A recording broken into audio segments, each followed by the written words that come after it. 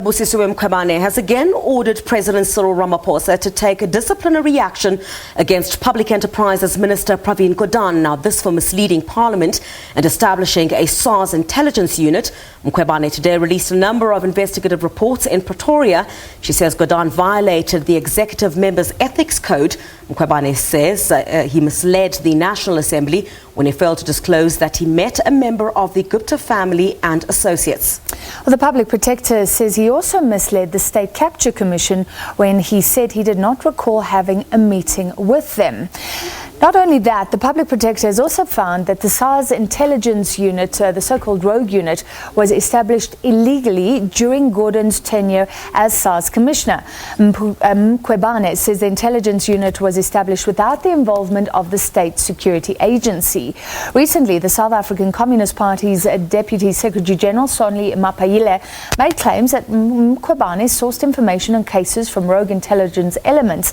He urged her not to allow herself to be used as a hired gun of the fight back agenda, a statement Mkwebane views as malicious.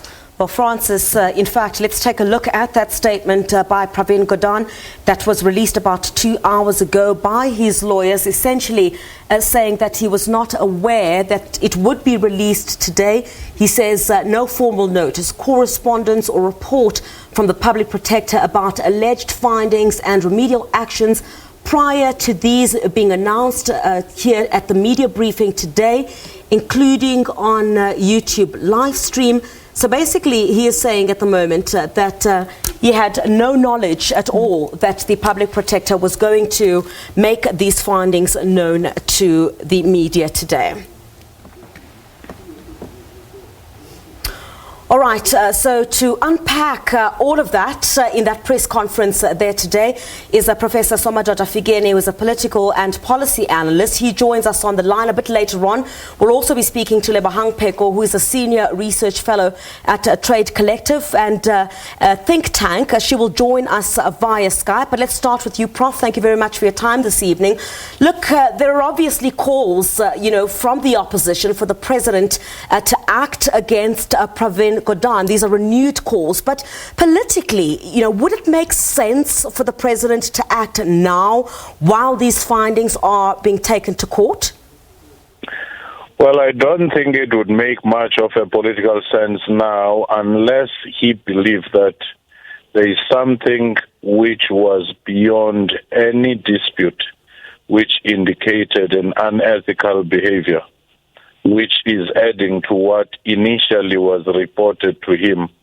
But also, unless there was an interaction between the presidency and the Public Protector to say, I'm waiting for the review process before I take action, because if I take action now, it might prejudice the person should the review come negative.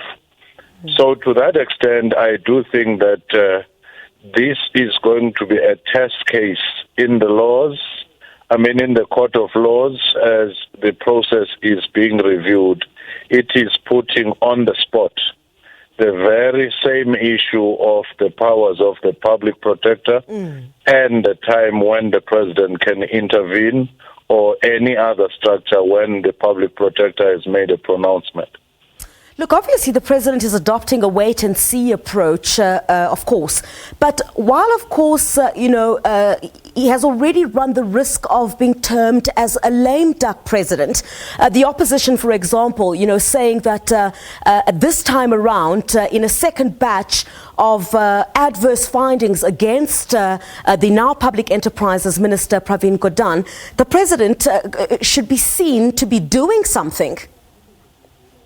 Certainly, he ought not to find himself in a situation where the perception that Pravin Gordhan is untouchable, and then he seemed to be falling into that trap. He ought to send a very clear signal that if the review process, for example, proves that indeed Mr. Gordhan was on the wrong, I will take action.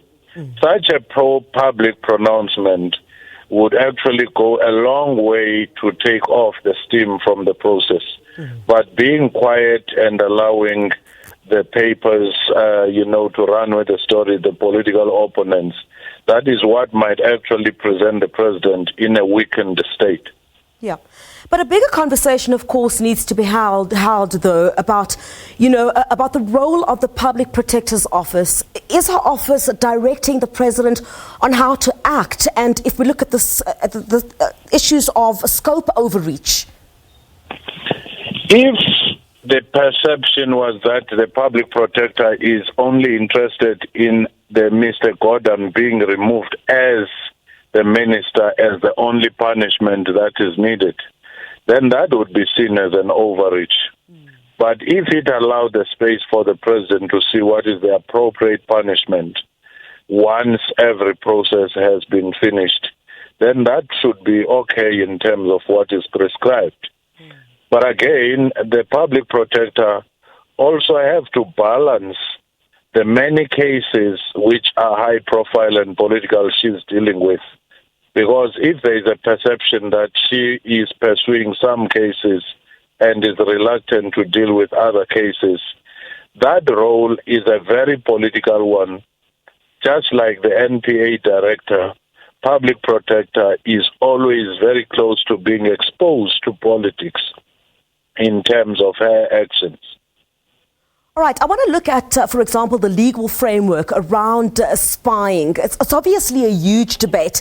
A few moments ago, we had an interview with the SARS commissioner, and, the issue of the Public Protector saying that there's evidence that, for example, the rogue unit had conducted unlawful and irregular intelligence operations, and that unit had basically intercepted communications in 2017 without being designated or given permission by a judge.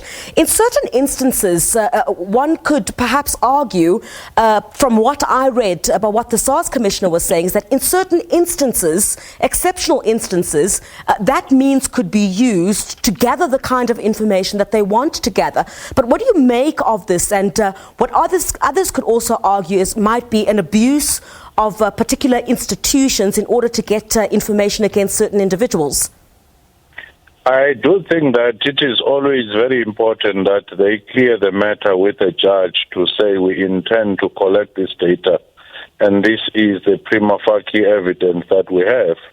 Because if not, then it means it would be open to abuse, and as such, it has been abused elsewhere before. And that is why it is very important that there is a mediation between the decision of the office itself for SARS and the action of collecting intelligence data of an individual. All right, thank you very much for your time there. Certainly, Prof Somadoda Fikeni talking to us there, of course, about the reports that were released by the Public Protector today.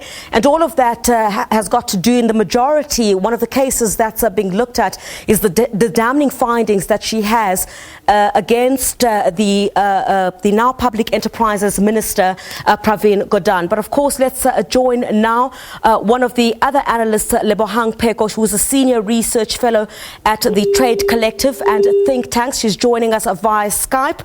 I hope she would be able to hear us. Ms. Pheko, are you on the line?